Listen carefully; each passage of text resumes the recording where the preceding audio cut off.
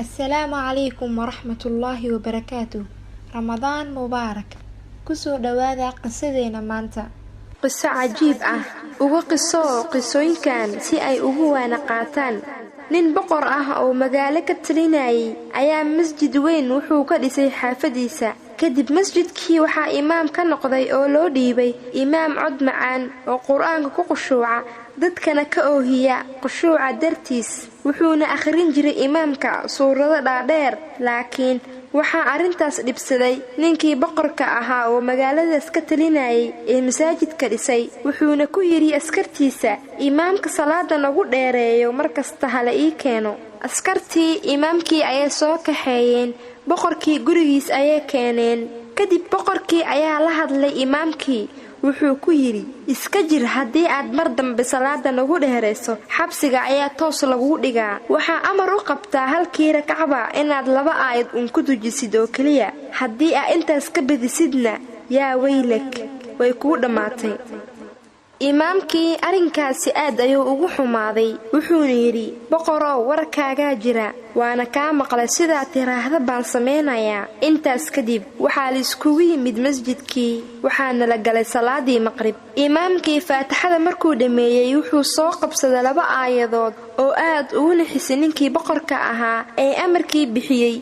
waxayna ahaayeen labadaas aayadood sidan وقالوا ربنا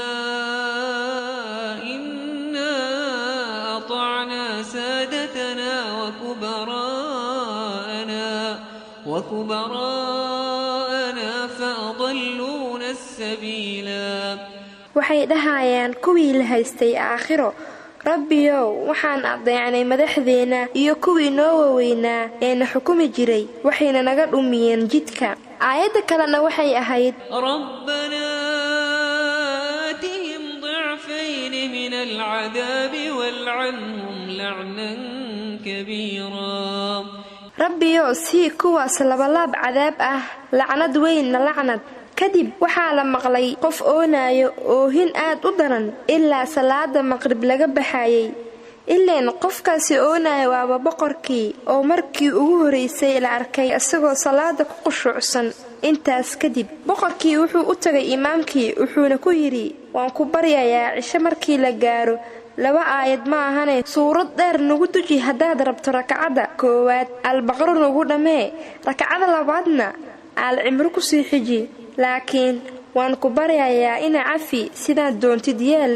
sheekhaygo adaa masjidka ka imaam dulucda sheekada ogow walaalkaygiyo iyo walaasheedii hadii aad istiraahdo waad sareysaa kutuma dadka ogow inuu jiro sareeyaha aan laga sareynin ee kan ugu sareeyo ogow ilaah baa kaa weyn uguna weyn wax waliba kaana sareeyo hadaba daawade nala wadaag waxaad ka fahantay qisadan siina sheer garee walaal allaha ku barakeeye